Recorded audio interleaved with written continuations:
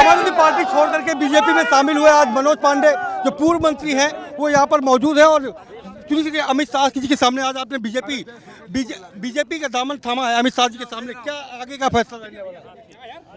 देखिए, हम सिद्धांतों और विचारों पर आज आदरणीय भारत के गृह मंत्री जी को मैं धन्यवाद देता हूं कि वो जिस दिन हमारे घर पर कृपा पूर्वक आए थे और उनसे लगभग 1 घंटे की वार्ता में ही हमने ये मन बना लिया था कि अब मनोज पांडे आने वाला दिन सनातन के लिए भगवान प्रभु राम के कदमों पर, उनके बनाए रास्ते पर गरीब, कमजोर, दलित और किसानों को सम्मान दिलाने के लिए और भारत को तीसरी आर्थिक मजबूत व्यवस्था में लाने के लिए जीवन अपना अर्पण करेंगे।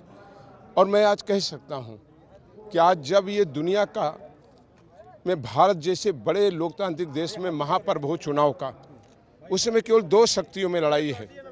एक केवल कुर्सी के लिए लड़ रहा है, तो आज भारत के प्रधानमंत्री, भारत के गृह मंत्री और उत्तर प्रदेश के मुख्यमंत्री आज लड़ाई लड़ रहे हैं किसानों को कैसे उनके और उत्पादन का मूल्य दिया जाए, नौजवान कैसे और रोजगार में लग सकें, कैसे और गरीबी दूर हो, भारत आर्थिक रूप से कैसे और संपन्न हो सके। लड़ाई 2 विचारधाराओं में है। एक विचारधारा, कोई सिद्धांत नहीं है, कोई विचारधारा नहीं है, वोट से वोट तक केवल दोस्ती रखती है। जिस रायबरेली की धरती पर खड़े हैं, हम सभी पत्रकार भाइयों से कहते हैं, चुनौती देते हैं, वो दिन बताइए 5 साल में जब गांधी परिवार का कोई फैमिली किसी की मौत पर आया हो, किसी के मरने पर आया हो, किसी के सुख में आया हो, किसी सड़क को बनवाने आया हो, नहरों में पानी देने आया हो, और अगर नहीं आया तो वोट मांगने का लोकतंत्र में कोई अधिकार नहीं रह जाता। ऐसी क्या परेशानी रही? काफी लंबे समय पर 2 दर्जे की सीट पर थे, सेकंड नंबर के नेता थे, आप ऐसी क्या परेशानी रही? ठीक है, मैं सेकंड नंबर का नेता था समाजवादी पार्टी में, लेकिन पद जरूरी नहीं है।